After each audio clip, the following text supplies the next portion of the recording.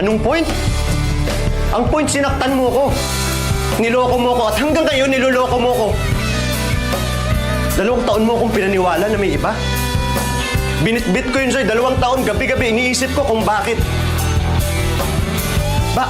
Bakit ang bilis?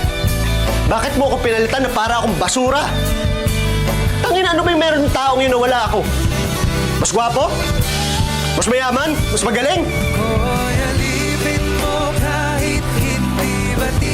Tangina, mas masarap ba sa akin yun?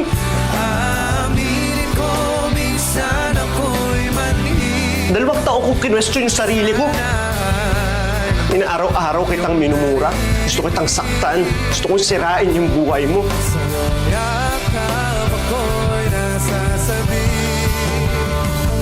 Pagkat Gusto mo maniwala ako na hindi yung totoo. Eh ano yung totoo?